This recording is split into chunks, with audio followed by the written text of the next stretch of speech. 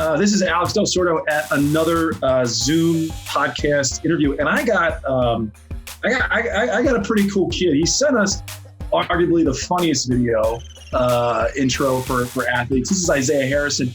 You've heard me say his name a couple times on these ESPN style broadcasts that we've been doing, and he is arguably the number one junior athlete in America for rowing, posting some ridiculous times. And I got him here. We're going to talk about his rowing background, where he sees himself going for rowing, and just to get the lighter side of things, just see what he does for fun. So Isaiah, welcome to the Rower's Choice podcast interview, man. Yeah, thanks. Glad to be here. Yeah, so I can already tell you're a man of few words, and I appreciate that. So look, man, you kind of made some headline news. I don't know, about a year ago at the Crash Bee. You're posting some. Insane times. When I was your age, I think that I went 6:48, 6:47 was when I was your age. So clearly you're far and above better than I was. How did you get started in rowing, and what got you on the erg and in the boat? Yeah. So my family has always been a very outdoor athletic family. My mom was an athlete throughout college and high school. My dad was a mountaineering guide. He loved the outdoors, loved hiking, loved just about everything. And so from whenever we were really little, we were always outside. He started taking us on the trails in backpacks. Then we were hiking on our own. And we've always lived on the lake. We've always been swimming. We've always basically been really active. My first introduction with the sport of rowing was actually whenever my parents were in CrossFit. So about 4, maybe 5 years ago, they were at a local CrossFit gym, and there was actually a movie night that the CrossFit gym was holding. And I went to go see the movie. The movie was Predator with Arnold Schwarzenegger. And the rule was, I know, all the way. But the rule was, in order to watch the movie, you had to row while you watched it. And so I come in this 11-year-old, and I'm rowing, switching off with my brother every 2K or something. And we were basically just there to watch the movie. But I remember getting off the erg afterwards and 10 minutes later walking up to my dad and saying, "Dad, this isn't so hard. I mean, what's the big deal?" And it was kind of famous last words there. Since then, the next big step was whenever I was young 12, my dad bought an erg after him and my mom had stopped CrossFit because my mom had some injuries from college. He bought an erg for our home, and I started using it 3-4 times a week. And so my dad started comparing some of my times to the yearly and world records for the 12 and under. And he saw I was doing pretty good. And at that point, he started pushing me a little bit to see what I could do on the erg. And so from that point on, it just started increasing to where whenever I was 12, I set 8 records in the 12-year-old age category. Whenever I was 13, I went to Crash Bees, and at that time, the World Championships in Boston, and I took first in 4 minutes. And then after that, the next year in the 13 and 14-year-olds, I set all 13 records. And then from then to now, 15 to 16, I've competed a lot more in the water, and of course, continuing with the erg. Rowing on the water really started, once again, my parents were actually rowing at a small local club. And I loved going there to row with them, to fish in the lake, basically just to kind of do anything I could outside. And so they started doing that. And then about 3 years ago, whenever I was starting to improve really significantly on the erg, my dad said, "Okay, if you can do well in this, we'll take you to Craftsbury and start you into single rowing." And so that was really the first introduction to water rowing, and it's just kind of gone from there. At this point, I got a ton of questions. Shoot them out whenever you can. A million. So, all right. So what kind of scores were you pulling when you were 12 and 13? I actually don't remember my 2K from whenever I was 12. My 2K whenever I was 13. My 13-year-old 2K was a 6:38, I think. That was whenever I was 13. I don't remember whenever I was 12. I don't think you understand what you're saying right now. And I'm almost being funny, but it's dude, the scores you're telling me are in some ways superhuman. There's not a lot of athletes in our sport that ever hit those scores at that young age. And well, your current 2K is what, 551, 552? What is it? Yeah, 553, 553.2, I want to say. So you're 553. Now let me just put this in perspective. So when I was in high school, the best high school athlete that I was with went 6'10", and we thought that he was Superman. Like, we thought this 18-year-old, he went to Harvard full ride. Like, we all wanted to be him. Now he recently passed, which is kind of sad, but Brian Flowing was his name. Okay. And when we heard that people were breaking 6 minutes, you were in a different category of rowing. Like, if you broke 6 minutes, you were getting a call from the national team, like guaranteed phone call. Now you're 16, is that right? Yeah, that's 17, right. 16, you're 16, you're going 553.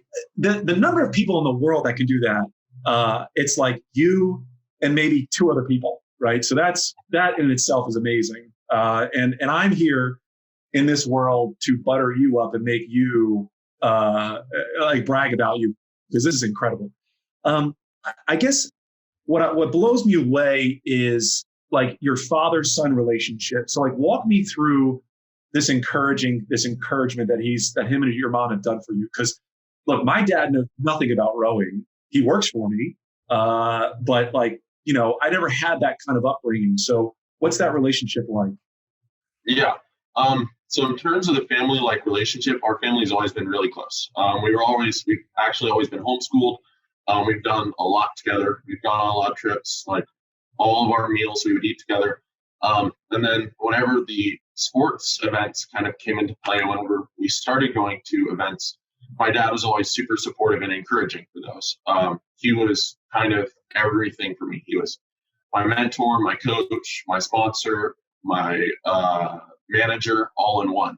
And so that relationship, I would say, is one of the best things I have in the sport of rowing. I mean, everything works really well together. I'm big for my age, I'm tall for my age, and everything works like that. But I mean, without the support he's given and without everything that we've worked out together and we've worked together to achieve, none of it would really be possible. I mean, that's beautiful.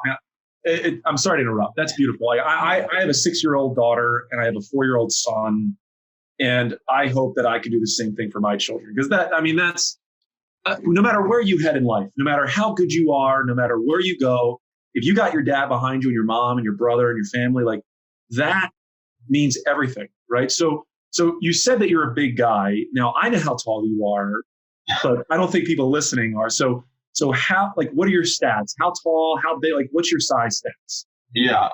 So the 3 stats I can give you for sure is I'm 6'9". I'm just over 225 pounds. So I'm relatively light for my size. And then something else that's interesting is my wingspan is actually like 7'1". So I have really long arms, which is. So why not basketball? The natural tendency for a guy like you would be basketball. So why not basketball? Yeah, I know. So I always found an interesting distinction between like the team sports or like the heavily emphasized team sports like basketball or football, and then the more of like the isolated racing sports like rowing or swimming or running or stuff like that.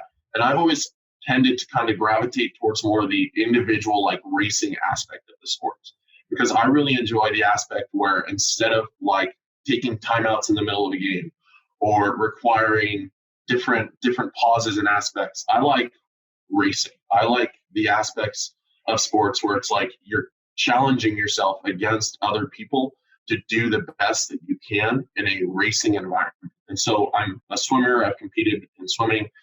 And I've also trained with my dad for different running competitions, mostly ultra running. And I find that the elements of sports where it's like an endurance race or where it's about your capacity to put out at your absolute limit, that's where I really enjoy pushing myself. And so those are the sports I like. So then, okay, so at 16, you're I get that you're homeschooled, you're focused with your family. Are you looking at college rowing? Are you looking at taking rowing to that collegiate national level? Yeah, so college rowing is always something that we're looking into. I mean, there's constantly options opening, and it's something that we're definitely considering and looking into. My end goal, as you mentioned, is the national and international level. And if college rowing will help me get there, then that's definitely something I could use. But Okay, so what about a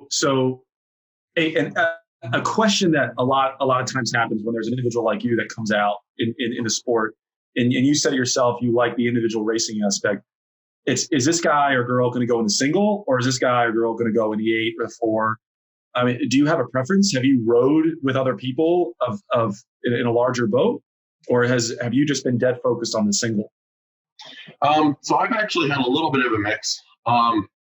Most of the time, just because of our situation, we obviously, from the video, we live in North Idaho, and so there's not really any nearby teams. The closest would be Seattle, which is about 6 hours away. And I have trained with teams in Seattle, and I've raced in quads, and I've hopped in 8s before. And they're all really fun. I mean, whenever you get a group of people swinging together, getting that boat moving under you, it's like a magical experience. But at the same time, whenever you can be out on the water early in the morning, just kind of yourself in a single, every time you take a stroke, that boat pushing past you and gliding in the water, it's like equally as incredible. So I find that there's a lot I could do, and there's a lot I could enjoy in the sport of rowing. Mostly it's just kind of scouting out the waters, I suppose, and figuring out where I want to go with it. But yeah, I mean, that's beautiful. I've always found my success in the 8s and 4s. I'm just not really a singles guy. Mm-hmm. So I don't necessarily disagree with you, because I just don't. I've never had that experience like you have in the single.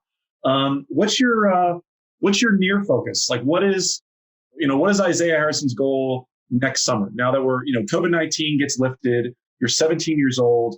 Are you looking to go into the international stage that early, or are you looking for more like national competitions, like club nationals, youth nationals, stuff like that? Yeah. So obviously, because the season was somewhat canceled this year, we are looking to the junior level of rowing next year for sure, the nationals, club nationals, trials, and then hopefully worlds.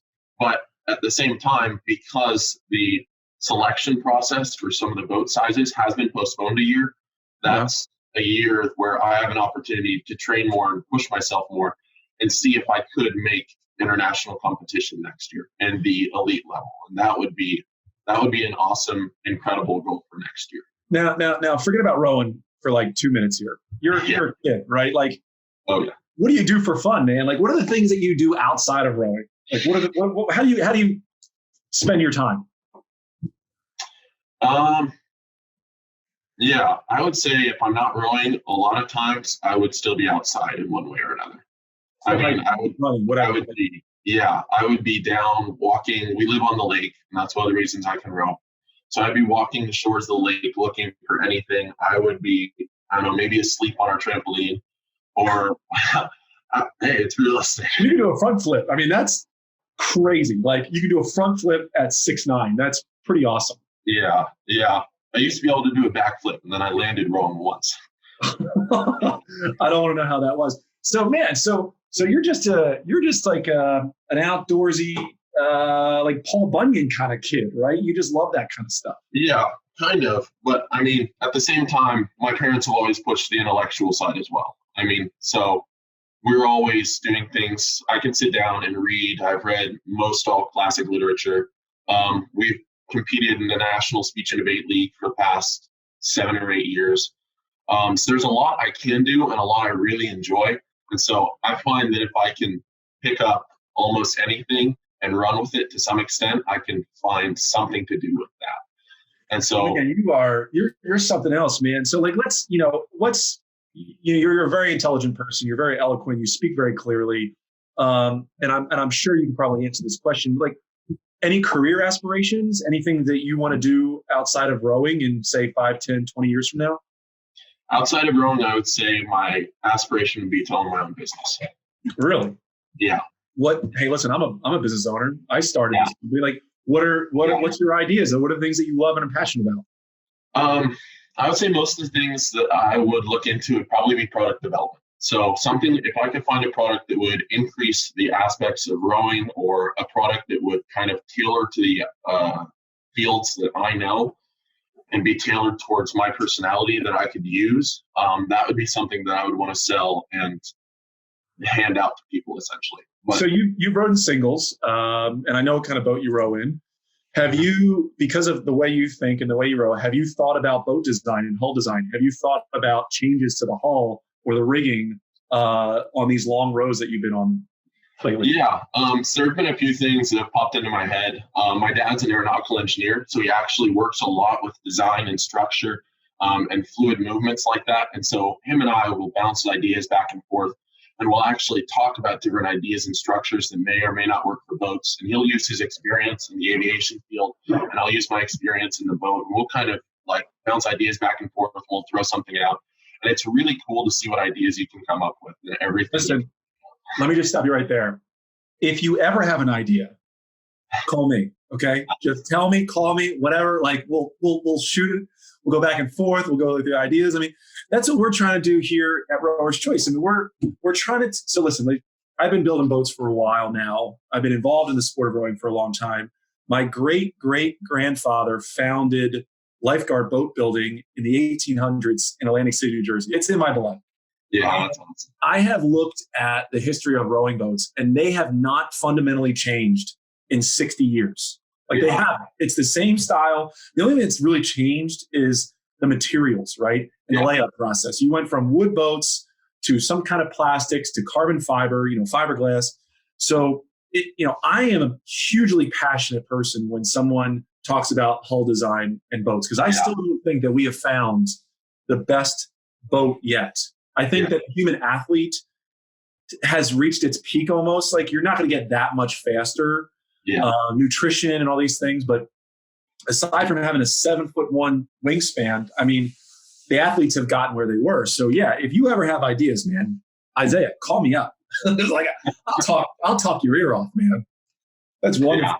Sound like you get along well with my dad. I think I probably would. And my mentor is actually John Titus at Pocock, right? So his dad and him have done a lot to the sport, and we always talk about these changes in boat design. So, I want to ask my last question, because I don't want to take up much more of your time. Is how did you find our ERG championship, right? And two, you're in the finals. Do you think you're going to win?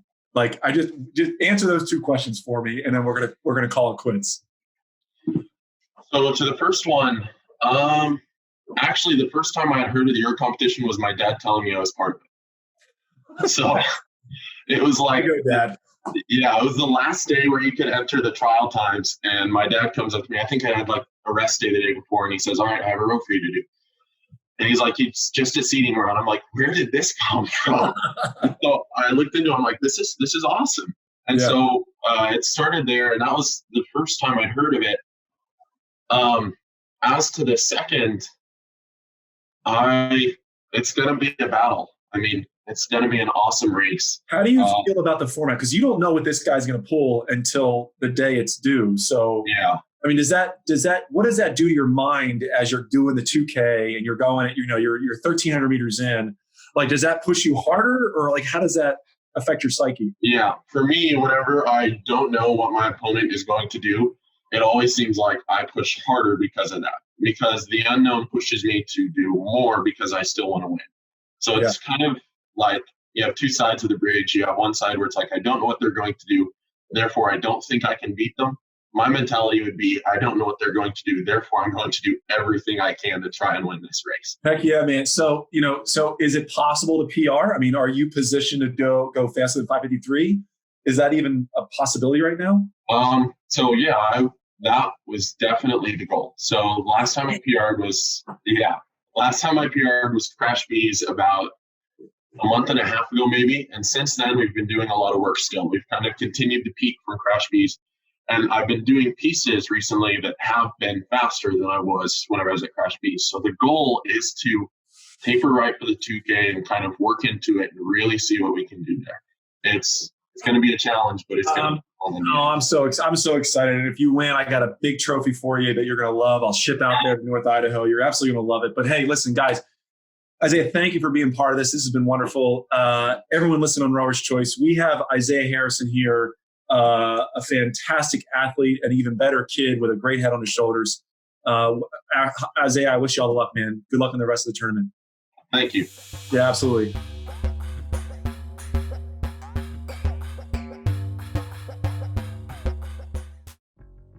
Deep within the forests of North Idaho, there dwells a creature who only awakens at the mention of food. Scientifically known as Isaiah Harrison, this specimen stands at 6 foot 9 inches and weighs 225 pounds. To gain fitness, it does pull-ups on random metal objects, front flips, and attempts at handstands. To gain balance, Isaiah practices slacklining with oars. While the local croc center may be closed, the local water is still just fine. His primary diet consists of chicken and rice, but, as always, there is an abundant supply of his native food: North Idaho potatoes. But Isaiah's greatest trial comes in the form of rowing. While most people are pacing inside, Isaiah paces on the water, going back and forth. Living in North Idaho, rowing on a remote small creek in a boat with a large circumference, Isaiah has achieved the ultimate form of mega isolation.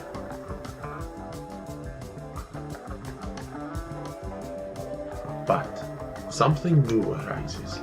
With the finale of the Rower's Choice competition, Isaiah hopes his unique training methods will spring him ahead of the competition.